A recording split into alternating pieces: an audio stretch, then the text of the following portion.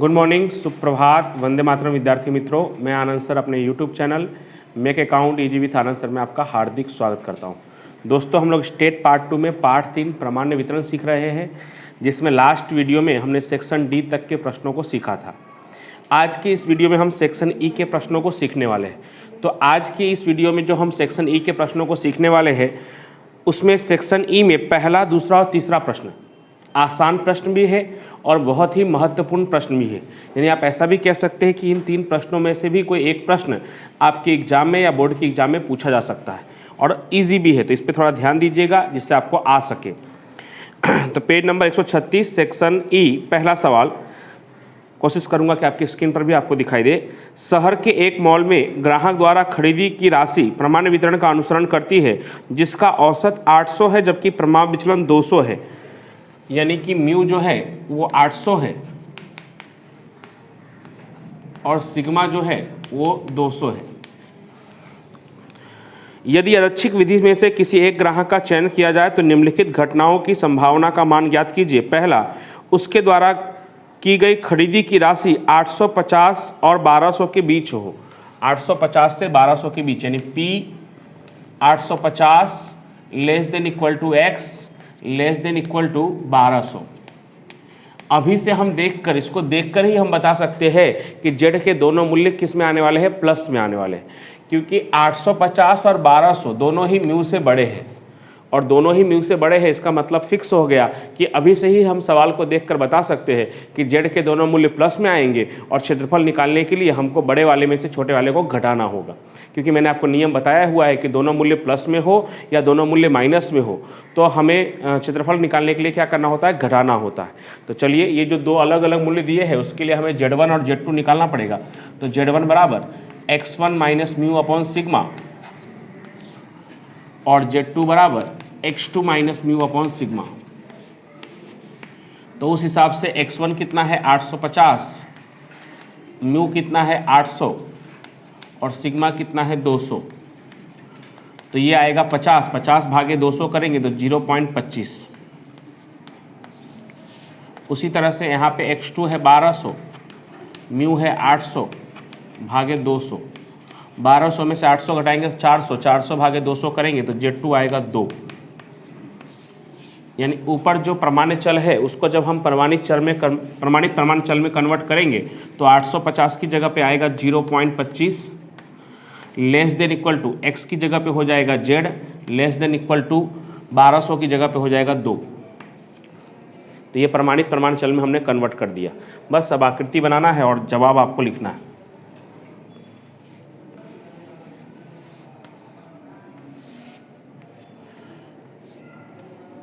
ये plus infinitive, ये minus infinitive, शीर्ष लंब रेखा Z बराबर 0। अब Z1 भी प्लस में आया है और Z2 भी प्लस में आया है, यानी दोनों प्लस वाले की तरफ ही होंगे। तो ये Z1 जो 0.25 है और ये Z2 जो 2 है। आपको Z1 से Z2 की दूरी प्राप्त करनी है। मैंने आपको सिखाया हुआ है कि अगर दोनों मूल्य प्लस में हो तो हमें क्या करना होगा, घटाना होगा बड़े वाले में से छोटे वाले को। बड़े वाले में से छोटे वाले को मतलब 0 से लेकर Z2 तक। Z2 का नाम क्या है, तो Z2 का नाम है 2 और Z1 का नाम है 0.25। Z1 है 0.25 और Z2 है 2। तो पहले 0 से लेकर 2 तक माइनस 0 से लेकर 0.25 तक, तो आपका आंसर होगा। तो यहाँ लिख रहा हूँ मैं, पहले 0 से लेकर 2 तक, तो से का मतलब लेस देन इक्वल टू 2 तक, माइनस 0 से लेकर 0.25 तक। अब Z टेबल में देखना होगा हमको, तो 2 का 0, तो 2 का 0 लगभग सबको पता ही होगा या आपको याद ही होगा, 0.4772 माइनस 0.25 को कैसे देखेंगे, तो पीछे जाकर आपको 0.2 के 5 में देखना होगा, 0.2 के 5 में। और जब आप 0.2 के 5 में देखेंगे तो आपका आंसर आएगा 0.0987। सही है ना, 0.0987 माइनस करो,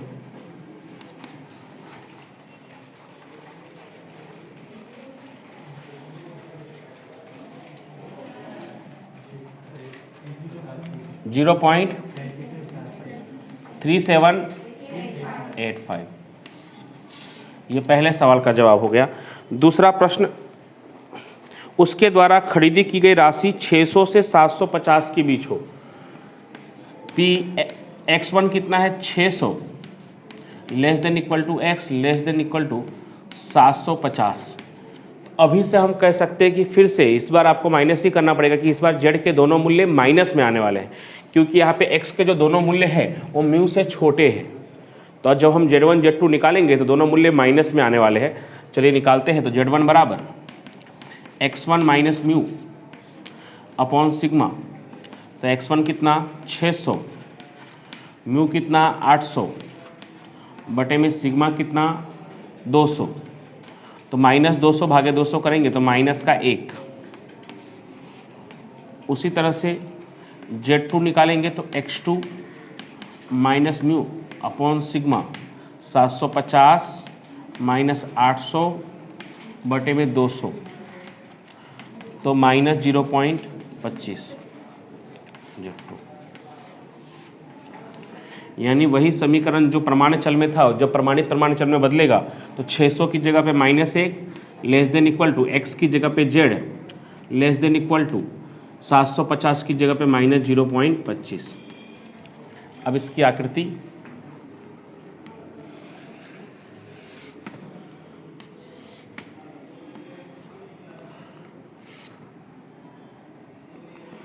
z बराबर 0, माइनस 0.25 और -1 दोनों माइनस इन्फिनेटिव की तरफ आएंगे। ये z2 कहलाएगा -1 और ये z1 कहलाएगा माइनस 0.25। आपको -1 से माइनस 0.25 तक चाहिए। ये थोड़ा छोटा लिखा है, शायद आपको दिखाई ना दे, तो इसलिए मैंने कहा बता दिया है आपको मौखिक। z2 है -1 और z1 है माइनस 0.25, माइनस 0.25।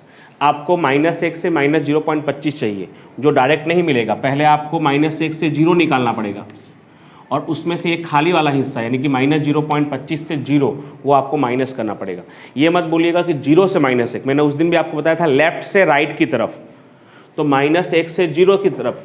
अगर यहाँ पे 1 होता तो हम बोलते 0 से 1, लेकिन माइनस का 1 है इसलिए हमें बोलना पड़ेगा -1 से 0 माइनस 0.25 से 0। तो लिखेंगे कैसे? तो -1 less than equal to z less than equal to 0 minus 0.25 less than equal to z less than equal to 0। तो 1 का 0 देखेंगे पीछे तो 3413 0.3413 माइनस 0.25 का तो अभी अभी हमने देखा ही था 0.2 का 5 कितना आया था? तो 0.0987 घटा दीजिए 0.2436 तो ये आपका फाइनल जवाब 0.2436। तो ये पहला प्रश्न हो गया जिसमें हमारे 2 प्रश्न पूछे गए थे। 4 नंबर का लेवल का ये प्रश्न है सेक्शन ई। सेक्शन ई ऐसे भी 4 नंबर का होता है और इस चैप्टर में से 4 नंबर के प्रश्न पूछे भी जाते हैं, तो इस तरह के प्रश्न रहेंगे। चलिए सेक्शन ई का पहला प्रश्न हो गया। सेक्शन ई का दूसरा प्रश्न देखते हैं। एक विस्तार में रहने वाले 20 वर्ष और 26 वर्ष तक की आयु वाले 500 व्यक्तियों का औसत वजन 55 किग्रा और विचरण 100 किग्रा है। तो 500 व्यक्ति यानी कि कैपिटल N आपको दिया हुआ है 500, उसका औसत वजन यानी म्यू दिया हुआ है 55 और उसका विचरण सिग्मा स्क्वायर दिया हुआ है 100। उस पर से आप सिग्मा प्राप्त कर सकते हैं, ऐसा लिख सकते हैं, इसलिए सिग्मा बराबर 10।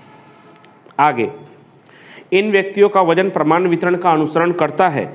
उनमें से कुछ व्यक्तियों को निम्न बताए गए अनुसार के समूहों में रखा गया है। पहला, 70 किग्रा से अधिक वजन वाले व्यक्तियों को मेदस्वी व्यक्तियों के समूह में रखा गया है। 50 किग्रा और 60 किग्रा के बीच वजन वाले व्यक्तियों को स्वस्थ व्यक्तियों के समूह में रखा गया है। 35 किग्रा से कम वजन वाले व्यक्तियों को शारीरिक रूप से कमजोर व्यक्तियों के समूह में रखा गया है। इस सूचना से संबंधित विस्तार में मेदस्वी, स्वस्थ एवं शारीरिक रूप से कमजोर व्यक्तियों की संख्या का अनुमान लगाइए। संख्या का अनुमान लगाने का मतलब कि संभावना प्राप्त करके आपको जो कैपिटल N दिया हुआ है उससे आपको गुणा करना होगा, जैसे कि हमने एक सवाल ऐसा सेक्शन डी में किया था। तो चलिए शुरू करते हैं। पहला, 70 किग्रा से अधिक वजन वाले व्यक्तियों को मेदस्वी व्यक्तियों के समूह में रखा गया है। 70 किग्रा से अधिक यानी Px ग्रेटर देन 70 से ज़्यादा। तो इसके लिए पहले हमें Z प्राप्त करना होगा। तो Z1 बराबर x1 minus mu upon sigma. तो कितना है x1 70, म्यू कितना है 55 और सिग्मा कितना है 10। 70 में से 55 घटाएंगे तो कितना आएगा 15 और 15 भागे 10 करेंगे तो 1.5। तो Z1 आ गया 1.5 यानी कि PZ ग्रेटर देन Z1 या 1.5। Z1 की जगह पे क्या 1.5, ये आपको फाइंड करना है। तो चलिए इसकी आकृति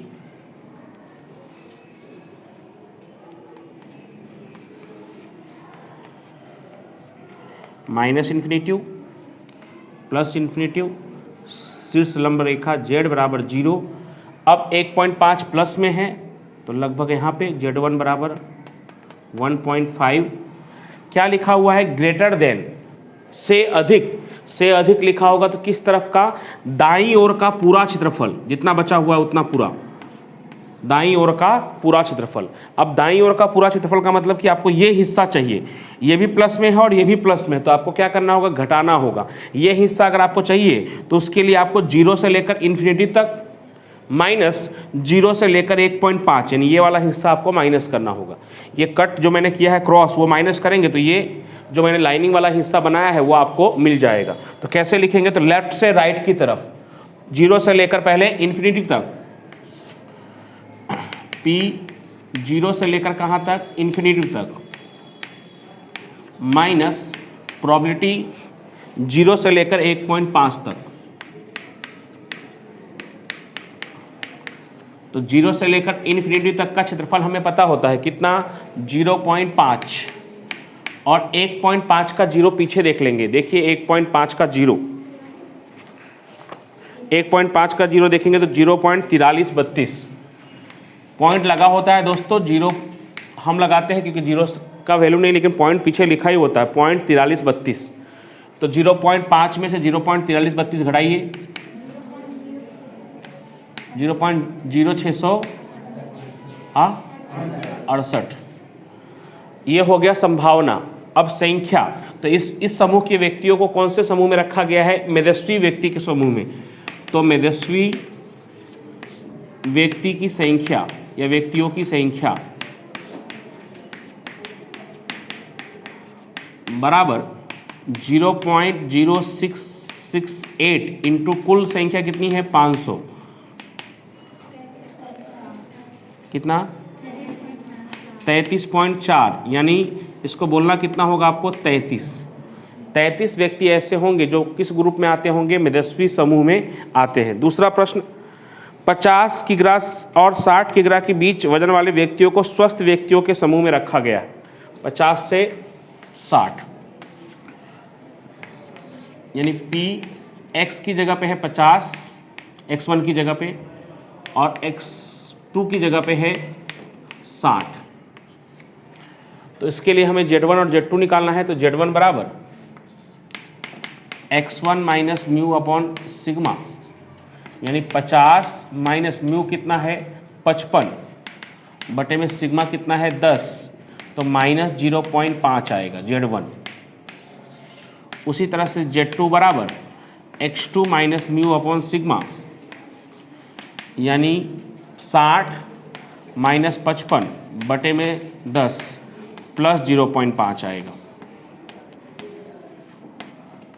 अब इसकी आकृति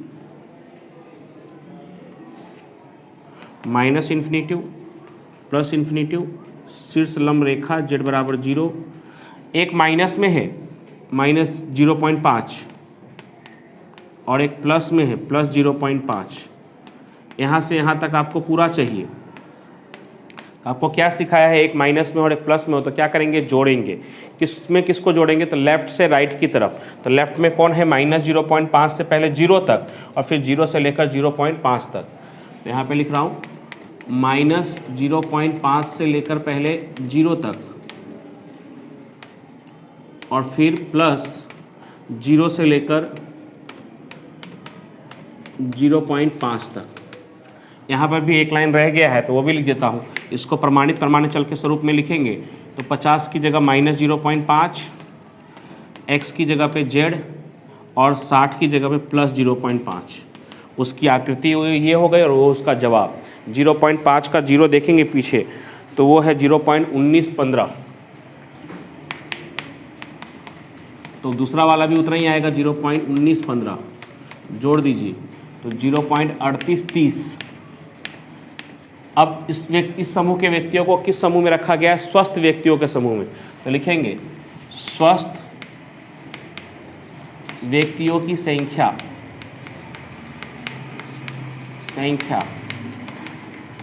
बराबर 0.3830 इंटू 500, 191.5, यानी आप कह सकते हैं 192, यानी लगभग 192 व्यक्ति स्वस्थ समूह में आते हैं। तीसरा है 35 किग्रा से कम वजन वाले व्यक्तियों को शारीरिक रूप से कमजोर व्यक्तियों के समूह में रखा गया है, तो उनकी संख्या निकालनी है। यानी Px लेस देन 35, तो Px लेस देन 35 है तो उसके लिए पहले Z1 x1 minus mu upon sigma, तो x1 की जगह पे 35, म्यू कितना है 55 और सिग्मा कितना है 10, -20 भागे में 10 करेंगे तो -2 आएगा Z1, यानी Pz लेस देन Z1 यानी कि -2, ये आपको प्राप्त करना है। तो इसके लिए आकृति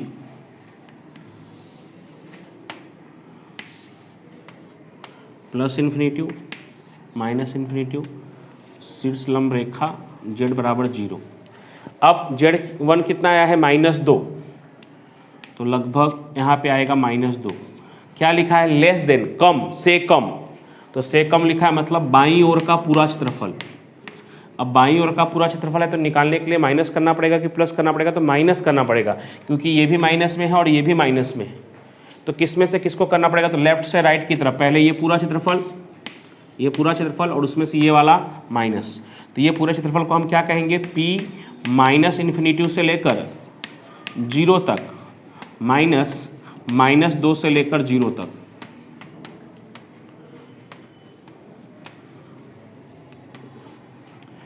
तो ये होता है यहाँ से लेकर यहाँ तक 0.5 माइनस 2 का 0 आप पीछे देखेंगे तो 0.4772, 4772 घटाइए 0.0228। ये क्या आ गया? संभावना। इस समूह के व्यक्तियों को हमने क्या कहा था? कमजोर। तो कमजोर व्यक्तियों की संख्या बराबर